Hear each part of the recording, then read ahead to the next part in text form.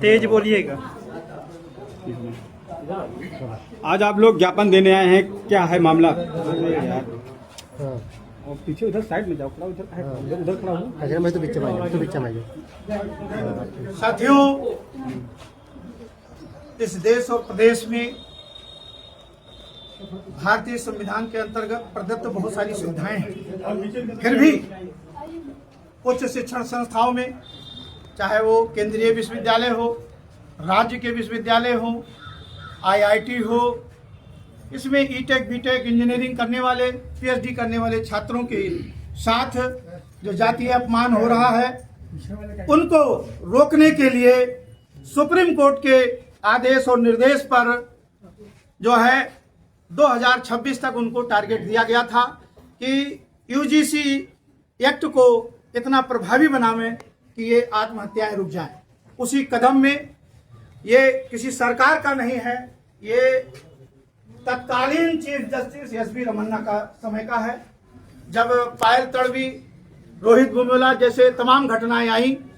बहुत सारी घटनाएं ऐसी होती हैं, उनके माँ बाप मन मार के रो के बैठ जाते हैं, लेकिन कुछ ही घटनाएं हैं जो जिसके न्याय के लिए उनके परिवार, उनके माँ बाप बड़ी दुखद है, वो भटकते रहते हैं।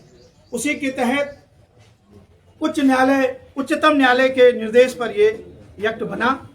इसमें समितियों के माध्यम से राज्यसभा के सांसद हैं, लोकसभा के भी सदस्य हैं, सब लोगों ने बैठकर इसका विधिवत इसको एक कानून का रूप दिया और ये लागू हुआ।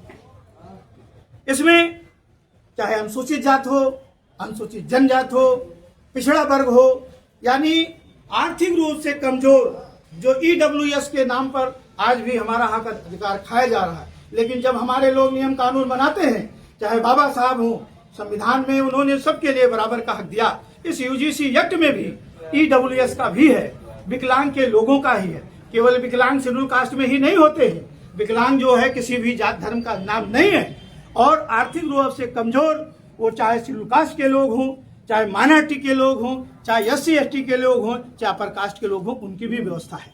लेकिन जो लोग आज 78-79 वर्ष के बाद में भी अन्याय अत्याचार अपना अधिकार समझ लिए हैं, उनको विरोध करना है। वो ये चाहते हैं कि ये अन्याय अत्याचार न रुके। जब अपने बेटी और बेटे पर कोई बात होती है तब तो फांसी की सजा मांग करते हैं, लेकिन जब उनके अधीनस्थ, उनके सहयोगी के रूप में जो उनकी हरवाई चरवाई करते हैं, उनके बच्चे कहीं पढ़ लिख करके बराबरी न करें। आज वो समय जो किस काल में जिस तरीके से द्रोणाचार्य ने भेदभाव के तहत एकलव्य का अंगूठा कटवा लिया था कि वो धनधर न बने, आज उसी तरीके से जब हमारे बच्चे IAS PCS उच्च शिक्षण संस्थानों में टॉप करने लगे, आज उनके मुंह पर काली पुत गई है। जो कह रहे थे ये आरक्षण से आते हैं, ये सप्लीमेंट से आते हैं, आज जब वो जो है TN डाभी जैसी बेटियां हमारी IAS में टॉप करती हैं तो इनको दर्द होता है। इसीलिए ये आत्महत्याएं वो नहीं करते हैं, ये इतना मजबूर करते हैं और उनको बैठ के मरवाते हैं। इसका पर्दाफाश हो चुका है, लेकिन अभी उन्हीं की मानसिकता की सरकार है। इसीलिए भारतीय जनता पार्टी ने जब लोग विरोध में गए तो वहां पर अपना अटॉर्नी जनरल, सॉलिसिटर जनरल को नहीं खड़ा किया। किन मांगों को लेकर आज आप यहाँ ज्ञापन देने आए हैं? आज यही है जो मैं कह रहा हूं कि जो ये अन्याय अत्याचार उच्च शिक्षण संस्थान में है, वो बंद होने के लिए UGC एक्ट को लागू करना है। इसकी हमारी मांग है, पुरजोर मांग है। अभी तो हम जिलेवार कार्यक्रम किए हैं, आने वाले समय में इसको तहसील और ब्लॉक पर भी मामला तो न्यायालय में है। न्यायालय में इसलिए है क्योंकि जब गवर्नमेंट, जैसे आज गवर्नमेंट के लागू किए हुए बिल का जो समर्थन कर रहे हैं, उन पर लाठियां चलती है। उनको सही तरीके से अभी तमाम दिल्ली में जो घटनाएं हुई आप लोगों के सामने हैं, और जो विरोध करते हैं उनका सम्मान करते हैं। अर्थात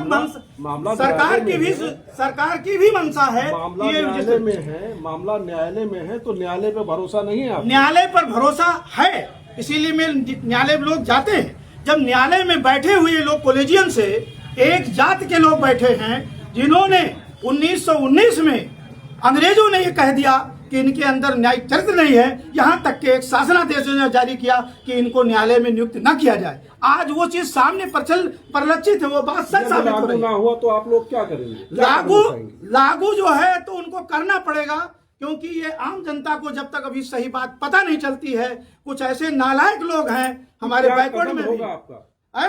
क्या कदम होगा आपका? क्या कदम नहीं, जन आंदोलन अभी तो एक संकेतिक है, सड़कों पर उतरेंगे। जब तक ये लागू नहीं होगा तब तक ये आंदोलन चलता रहेगा। धन्यवाद।